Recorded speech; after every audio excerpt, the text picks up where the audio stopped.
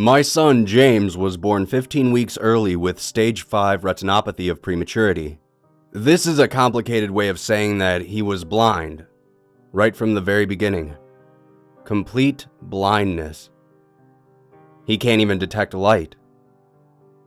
The doctors had figured this out within a few days of his birth. They thought I might take it badly, but the truth is, I was so ecstatic with how the doctor began his sentence that it seemed like a very minor issue. Your son is going to be okay, but... I wasn't concerned with the but. Not in the slightest.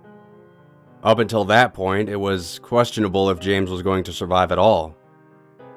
My son would live. He was breathing fine. All organs in working order. He would have a normal life. But he couldn't see. I actually felt blessed. Blind people, of course, live long, productive lives. And most importantly, they live. I have to admit, I didn't know much about how to raise a blind child. I didn't do as much research as I should have.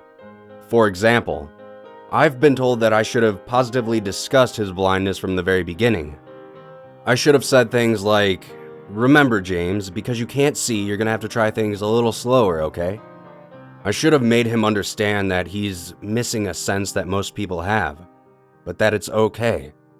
He can still find other ways to do things. I also should have tried harder to find other blind children for James to interact with.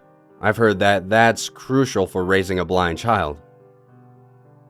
But I didn't do any of those things. I ignored the issue. I tried too hard to shelter him from it. I would think back to how delicate he looked the day he was born.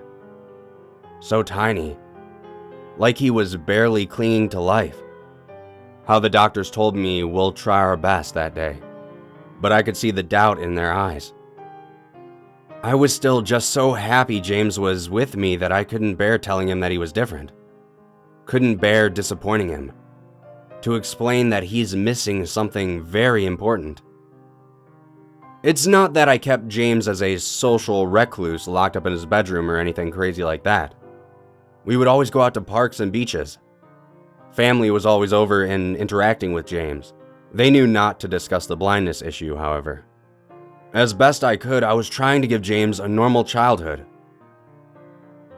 James is now 5 years old, and just yesterday, after all this time, the issue was finally brought up. I thought I had done such a great job of sheltering him, of hiding his blindness from him. I thought he didn't know he was any different than most people. But then last night, just before his bedtime, James walked over and hugged me. I could tell he was very upset about something. He began sobbing into my shoulder. After a moment, I quietly asked him, "What's the matter, James?"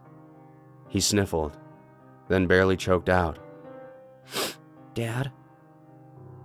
He sniffled again, and then, in between sobs and tears, he said it. "Am I ever going to be able to see?"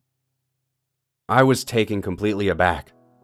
I hadn't ever even rehearsed in my head what to say in this situation. I had thought this talk would be at least a year away. I didn't know what to do. Stuck on my heels, I responded the only way I knew how at that point. Something I had avoided for so long. The truth. "No, James." I sighed. "The doctor said you will never be able to see." He cried in my arms for another minute or so, and then finally said, "Can you just take me to bed, Dad?" I agreed to. I lay him in his bed and told him, "Wait here just a minute. I have something for you." I went to my bedroom and pulled out a present I had been waiting to give to him. I went back into his bedroom and handed it over. "What is it?" he asked. "It's a pendant," I told him. "You wear it around your neck if you want. Here." Gently, I took his hand. "Do you feel the bumps?" "What are they?" he asked. "It's called Braille. You'll be able to use it to read things and to count. Go on, feel them. What shape does it make?" I don't know." He looked perplexed. "It's in the shape of a heart. It means that I love you very much. That there are many people who love you. So someone will always be here to help you and protect you. So whenever you're sad, just hold on to that pendant and think of us, okay? He smiled. Also, I continued, there are lots and lots of people in the world who can't see, just like you. And there are plenty of things they learn which make their lives easier and more comfortable. Things like Braille. You're going to start learning some of these new things right away, okay? When I left his room, he looked in my general direction. He said in a much more upbeat voice than before, "Good night, Dad."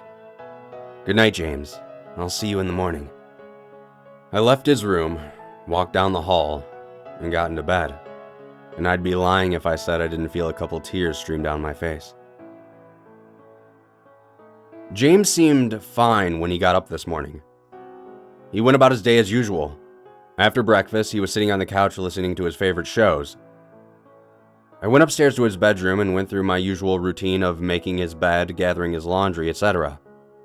And then, I noticed that the air vent cover seemed different, as though it had been taken off and hastily put back on. Had James been messing around in there? I decided to pull off the cover and look inside. And there it was. A brown case. Approximately 8 by 12 inches. It was about 4 inches thick, with a small black handle on the top. There was also a strange foreign language written on it, one which I had never seen before. I took it out and opened it up. The first thing I noticed was the pendant. He had placed it in the box, maybe for safekeeping. I picked it up anyway and smiled. But then I noticed something else. I almost screamed at what I saw. I held my hand over my mouth. Shock was already setting in. I must have turned ghostly white. I could feel my skin crawl, the hairs on my arms and legs standing on end. It took me half a minute to realize the full extent of what I was looking at, of how impossible it was, let alone terrifying. It was a neatly drawn picture.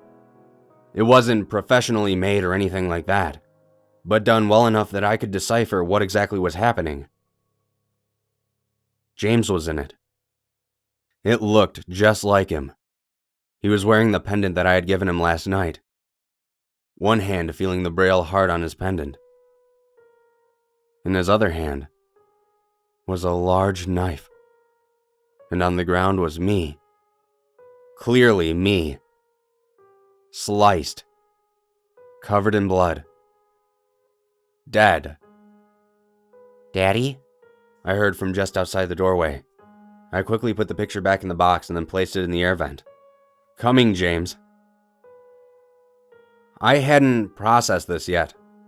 I had no idea what I thought about it. I tried to go about my day. James seemed no different than usual. I didn't bring the picture up. Not yet, anyway. I was distracted while doing my normal activities. I remember doing the dishes, but my mind was really thinking, there's nobody else in the house that could have drawn that picture. And it had to be drawn last night. The pendant proves it. I remember putting James's lunch together. The door was locked all night and nobody else had a key. I remember sitting down to eat my sandwich. But how could James draw it? The picture had far too much detail for someone who's been blind his whole life. The dead person on the ground looks just like me. And he's never even seen me before. He's never seen anything before. I remember watching James playing with his toys. Can he actually see?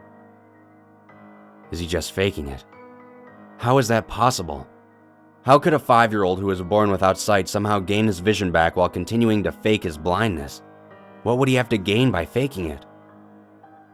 I'm so lost right now.